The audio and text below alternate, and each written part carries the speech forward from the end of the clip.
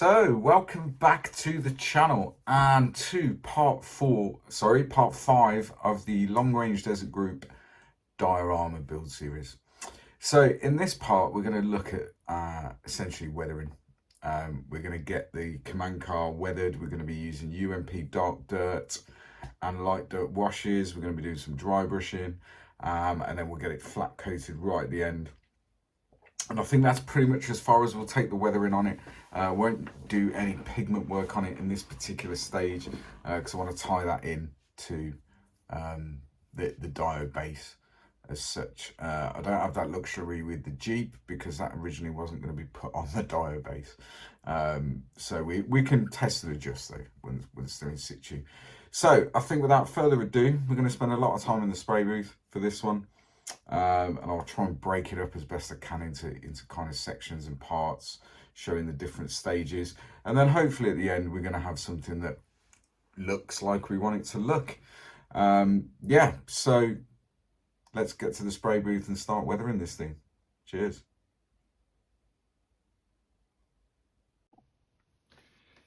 So folks, here we are. We're going to start weathering the vehicle itself. It's all clear coated now, all the decals are on and it's ready for weathering. So the way we're going to do that is very similar to what I did the SAS Jeep and the Pink Panther. So first thing we're going to do is we're going to add some sort of chipping, dry brushing stuff using this stuff, which is model color German grey, and it's great for this sort of thing. So we're just going to pour a little bit of that out. We don't need loads, and this is such a good color for this sort of thing. It really is. It's kind of my go-to really for most bits of armor. So we're just using a cheap brush, flathead brush, which we're gonna dry brush with. So a little bit on the brush, and then essentially, as with any dry brushing, we're just gonna wipe it off till there's almost nothing left on the brush. And then we're just going to start over the raised areas where we think it would be chipped. We're just going to start to dry brush that on in a downward motion.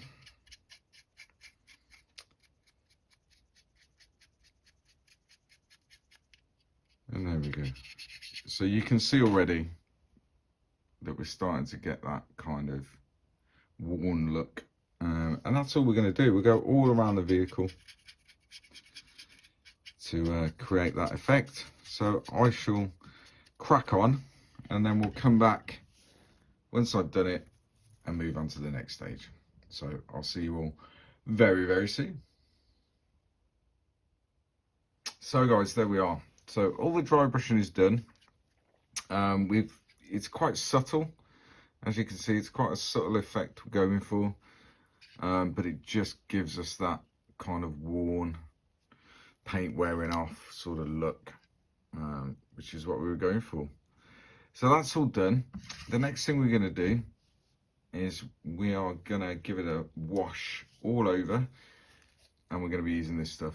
Dark Dirt from Ultimate Modeling Products, great clay-based wash.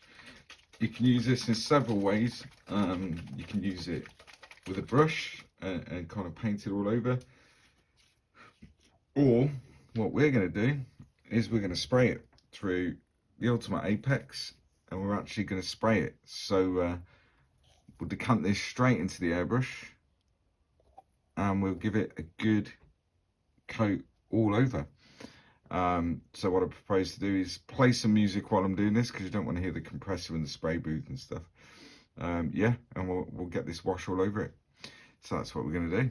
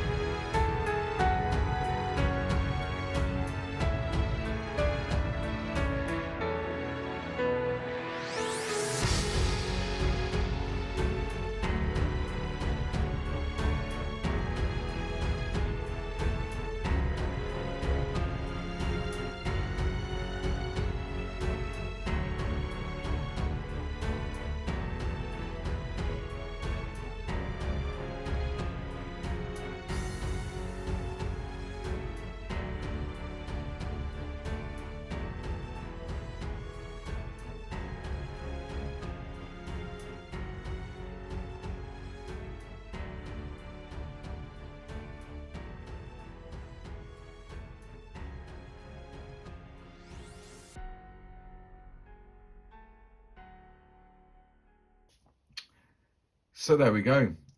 It looks pretty awful at the minute with the wash all over it. So we'll give that a good hour or so to dry. And once it's dry, we'll come back and we'll start to remove that wash and hopefully get the effect that we're after before we move on to the next weathering stage, really. So yeah, we'll give it an hour or so. We'll come back and then we'll start to remove it. So yeah, don't be alarmed, viewers. It's not going to look like this, okay? And yeah, we'll come back and get it looking like we want it. Okay.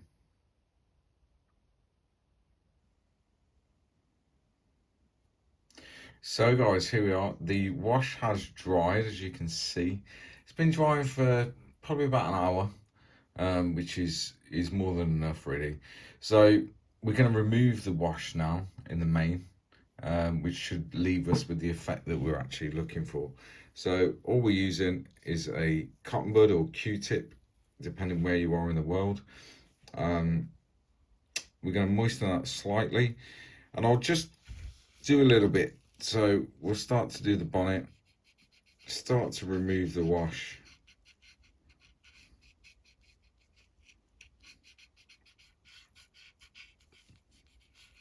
And it's fantastic stuff. It does what it says on the tin.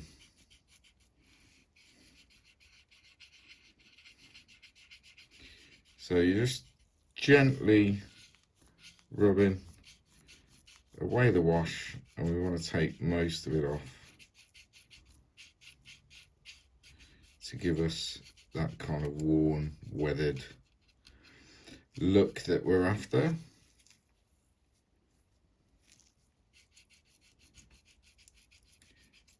And it's really easy to do. There's no magic or science to this at all. It's very easy to do. So as you can see, we're starting to see the original colour now coming through, which is what we want.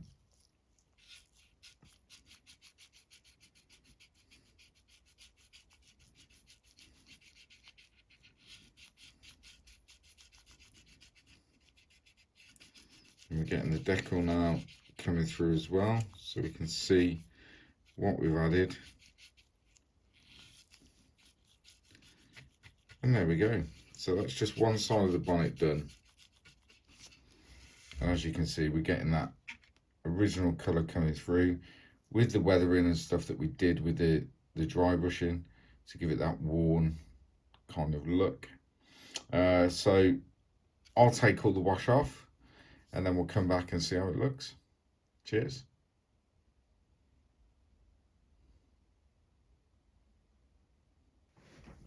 So guys, we've removed most of the dark dirt wash now to the kind of level that we want it to be at, which is grubby, dirty, well used. What we're going to do now, we've put the stowage, or most of the stowage on now, and that's still removable, but it's on, so we can kind of see the look we're going for now. So what we're going to do is we're going to add another wash this time, just around the tyres and around the bottom of the vehicle to show sort of dirt and that sort of stuff. And we're going to be using UMP light dirt wash again through the apex, and we'll just get it sprayed on. So yeah, we'll crack on with that. And again, I won't have or subject you to the compressor in the background. So we'll get it sprayed on, and then we'll come back. And again, the same process of removing it from where we don't want it to be. So yeah, that's what we're going to do.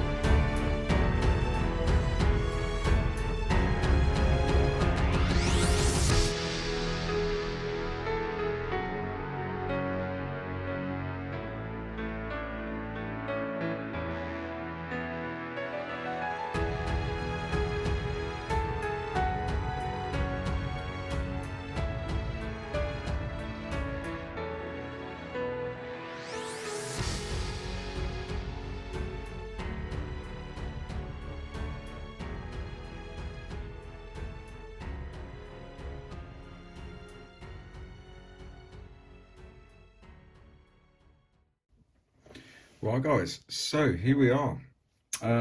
As you can see, all the washers are done now, and taken off to the level that we want. And then it's just been given a flat coat of Winsor & Newton matte acrylic through the airbrush. Now this pretty much is as far as we're going to take the weathering on this for now, because all the pigments and things we're going to tie in to the diode base to kind of make it look like it's supposed to be there. But the effect we've gone for is really grimy, really dusty, and I think we've managed to kind of achieve that, or certainly achieved it to a level that I'm happy with. So if we put it next to the Jeep, we can kind of see that the two aren't a million miles apart, very similar techniques. The only difference with the Jeep is, because originally we weren't going to put this on a diode, it's had some pigment work done, which we'll do with this at a later stage. But the two aren't a million miles away from each other. And that's what we want, really. We want the two to be looking like they belong in the same environment. So I think we're getting there with that. Yeah, I'm happy with it so far. As I say, pigment work will come later, but for now it's done. There's just the steering wheel missing, which has been taken off so we can put the driver in. But other than that, it's pretty much where it needs to be at this stage, which I'm quite happy with. So I'll go back face the camera, say my goodbyes, and I'll see you all really, really soon. Cheers.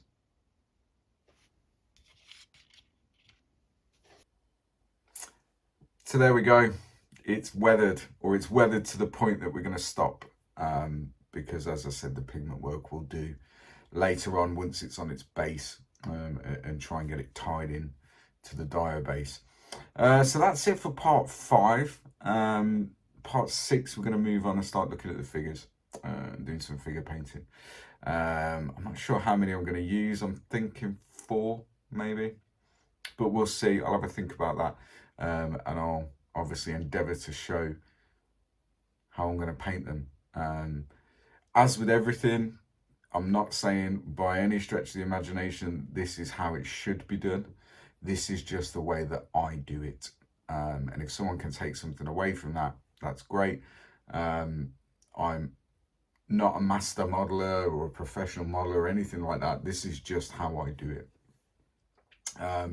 So yeah, I'm happy with how it looks. It looks, you know, good next to the Jeep. They look like they're in the same place, which was the whole object of this stage, really.